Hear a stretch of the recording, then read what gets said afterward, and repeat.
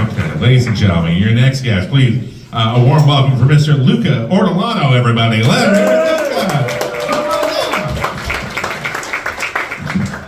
Hey, how's it going, guys? All right, I'm happy to be here. I have a story.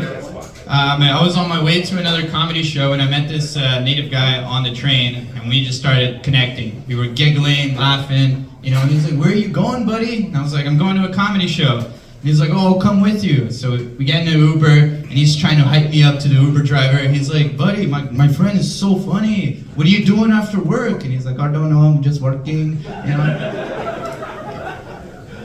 And he's like, "Oh, you know, do you like to laugh?" And he like takes a second and goes, "No." And I was like, "Oh shit." It's crazy.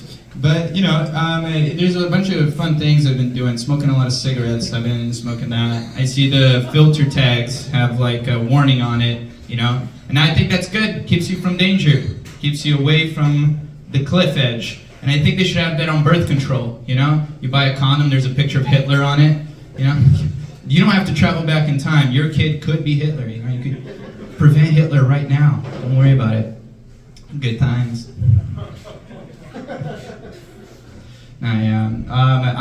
I grew up super religious as well. I was Mormon growing up, yeah.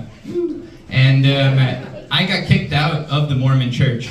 Yeah, they kicked me out. They got rid of me completely. So what happened was I was supposed to serve a mission, but then I took 4.5 grams of mushrooms, and then I came home and I got caught right away. Yeah, I came home, my parents were like, "You're on mushrooms." And I'm like, "I'm not on mushrooms." They're like, "You're definitely on mushrooms." I'm like, "How do you know?" They're like, "We read your Facebook messages." And it was like, I'm gonna get pickup mushrooms, psychedelic. I'm gonna get so high I get pizza sticks, and I'm at home with pizza sticks, so it didn't look good. It wasn't good. And I started having a really bad trip, you know, like, and people always talk about bad trips, and you can't talk to me about a bad trip because they put on like a high-ranking church leader on the phone. And I don't know if you ever had a messenger from God tell you that God doesn't fuck with you. It wasn't good. I sat and thought about that for 10 years. I'm still thinking about it. But yeah, I quit doing drugs though. You know, I quit. I was having a lot of fun, but I quit doing drugs because I'm driving in 20 minutes, so. Yeah. Now I actually lost like 3 pounds. It was bad. So if you see it, don't smoke it or snort it. Just kidding. No, but I got kicked out of the church, did a bunch of drugs, and then I was living in the hood pretty much. And I'm a pretty weird guy to be living in the hood. I felt like I was like Seinfeld of the hood, you know? Yeah. I was like walking around like, "What's the deal with the fentanyl? Everywhere I go, all I see is fentanyl. The fentanyl is just growing straight out of the ground." Fun. No, but yeah, growing up I had a religious upbringing, and also I had a gay brother growing up. He was super gay. Yeah. His favorite thing to do was be gay. Yeah. I was like, "What are you doing after school?" He's like, "I'm shooting loads into my mouth." Like, "Well, I'm gonna play Xbox with headphones. No, I'm not gonna stick around for that." But one day he came up to me and he's like, "I can't be living this lie anymore. I gotta tell Dad." And I was like, "Go for it." My dad walks in, just buys the bullet. He goes, "Dad, I don't want to be Mormon anymore. I just don't believe."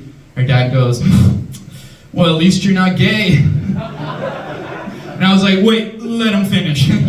You're gonna want to hear the end of this one. He doesn't want to be Mormon, he wants more men. Come on, that's the best Mormon pun you've ever heard. Sick shit. Yeah, man, being Mormon was crazy. I even had like a Mormon fiance. I was dating a Mormon girl for a bit. You know, she was nice, good girl, would have taken a bullet for her. Just didn't expect her to pull the trigger.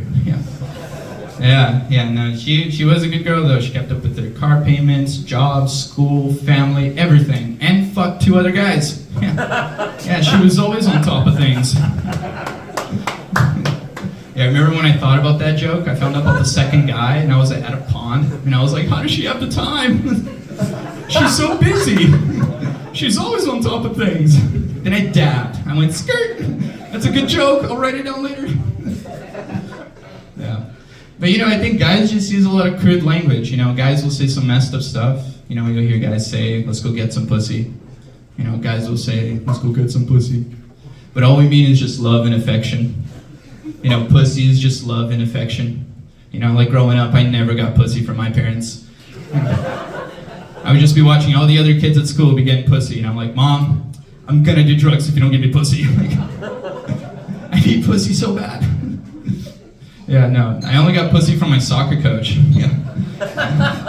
I'd be like, you mean it, Mr. Langton? That's crazy. Oh, man. Well, I'm glad to be here. Yeah, I think my dick relates to me as a comedian. Just happy to show up and get a chance. Yeah, you don't even have to pay me to come. I'll come for free. But one day, they'll pay me to come. And trust me, I'll come. All right, that's my time, guys. Take care. Lucas Ortolano. One more time for Luca, everybody.